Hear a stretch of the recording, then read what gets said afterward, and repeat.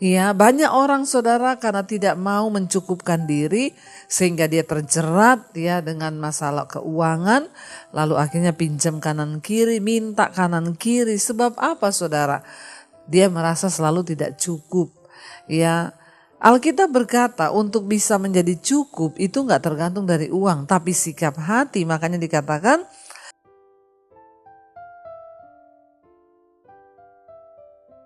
baik, kita akan sama-sama merenungkan firman Tuhan. Hari ini terambil dari Ibrani pasal 13. Ibrani pasal 13 ayat yang kelima. Ibrani 13 ayat 5 firman Tuhan berkata, "Janganlah kamu menjadi hamba uang dan cukupkanlah dirimu dengan apa yang ada padamu.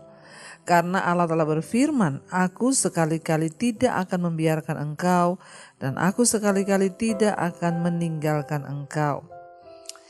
Saudara, hari ini firman Tuhan mengingatkan kita, janganlah kamu menjadi hamba uang dan cukupkanlah dirimu dengan apa yang ada padamu. Semua orang itu membutuhkan uang di dalam kehidupan ini saudara, karena ya katanya kan semua butuh uang, apa yang gak perlu uang. Sampai ada yang berkata ya uang tidak dibawa mati, tapi gak ada uang tuh bawaannya mau mati ya.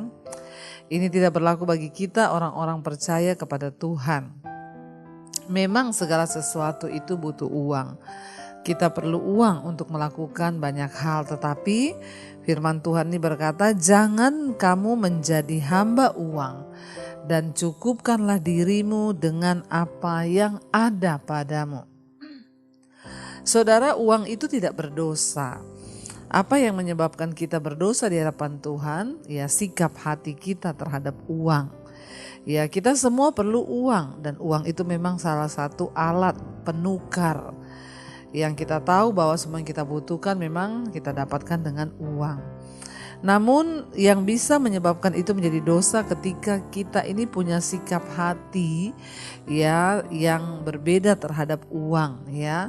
Uang adalah kebutuhan, tapi ketika kita menjadi hamba uang maka itu berbeda saudara. Ya, cinta akan uang dapat membawa orang jatuh ke dalam berbagai-bagai kejahatan. Sebab akar dari segala kejahatan ialah cinta akan uang. Kenapa orang bisa membunuh? Karena uang. Kenapa orang bisa jual diri melakukan perzinahan? Karena uang.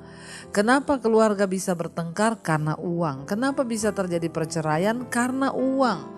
Bahkan banyak hubungan keluarga yang menjadi rusak, orang tua dengan anak, bahkan semua hanya gara-gara masalah uang. Ya, kita semua butuh uang, tapi jangan menjadi hamba uang. Dan ayat ini berkata saudara, bagaimana caranya supaya kita ini tidak menjadi hamba uang? Dikatakan di sana, cukupkanlah dirimu dengan apa yang ada padamu.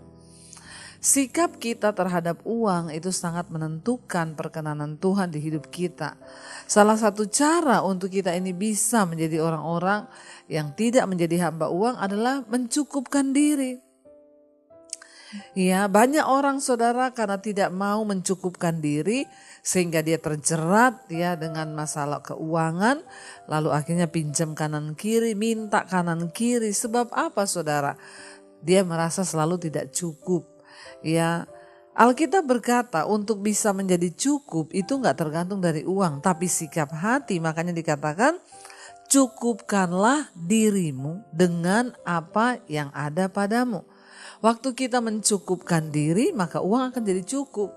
Ya, tetapi kalau kita ini nggak pernah merasa cukup, bahkan keinginan kita terus ada orang saudara udah punya banyak baju, tiap hari beli baju. Ya, kalau kau punya uang silakan.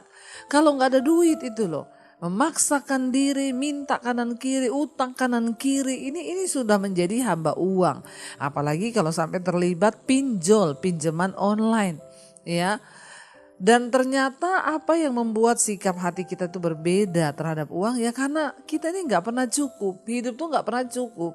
Ya dikasih sekian gak cukup, dikasih lagi gaji 1 juta gak cukup, 2 juta gak cukup, 3 juta tetap gak cukup, 4 juta gak cukup, 5 juta gak cukup juga.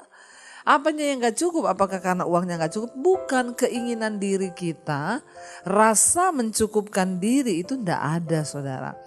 Orang-orang yang seperti ini boro-boro dia menabur, boro-boro dia itu menyenangkan hati Tuhan.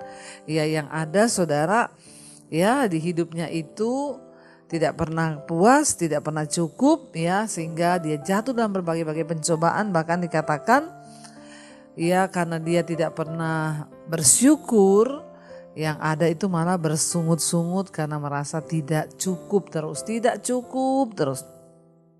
Waktu kita ini belajar mencukupkan diri, maka saudara disitulah Tuhan melihat sikap hati kita. Saat kita merasa sudah cukup, maka kita bisa berbagi dengan orang lain, maka hidup kita ini bisa menjadi berkat, maka hidup kita ini bisa menjadi ya berdampak bahkan bagi pekerjaan Tuhan, bagi orang lain. Dikatakan, janganlah kamu menjadi hamba uang, cukupkanlah dirimu dengan apa yang ada padamu, karena Allah telah berfirman, aku sekali-kali tidak akan membiarkan engkau dan aku sekali-kali tidak akan meninggalkan engkau. Ayat ini cukup menjadi kekuatan bagi kita. Tuhan berjanji, waktu kita menjadi orang yang berkenan, mencukupkan diri, maka kita tidak akan berkekurangan. Karena Allah berjanji, aku sekali-kali tidak akan meninggalkan engkau, aku sekali-kali tidak akan membiarkan engkau. Bayangkan, Tuhan tahu apa yang kita butuhkan dan dia mencukupi apa yang kita butuhkan. Tetapi bagi orang-orang yang tidak pernah mencukupkan diri, maka selalu kurang dan selalu kurang sehingga mereka tidak pernah bisa bersyukur. Apalagi kalau kamu sudah membandingkan keadaanmu dengan orang lain. Dia kok gini ya, dia kok begitu ya, dia kok gini, kok aku enggak, kok begini. Saudara, berhentilah ya melihat terus ke atas, tapi mari kita lihat ke bawah.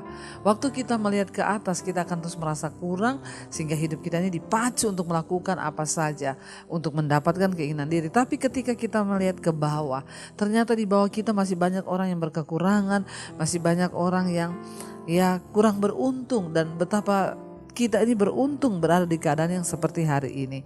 Waktu engkau melihat ke bawah, maka engkau akan mulai belajar bersyukur. Karena itu saudara, ingat firman Tuhan mengingatkan kita ini, cukupkanlah dirimu dengan apa yang ada padamu. Tidak usah kepengen yang tidak ada, tapi syukuri apa yang ada, supaya hidup kita senantiasa di dalam perkenanan Tuhan. Sebab Tuhan berjanji, dia memelihara hidup kita dan dia tidak pernah meninggalkan kita. Dia adalah Allah El Shaddai yang sangat tahu apa yang kita butuhkan.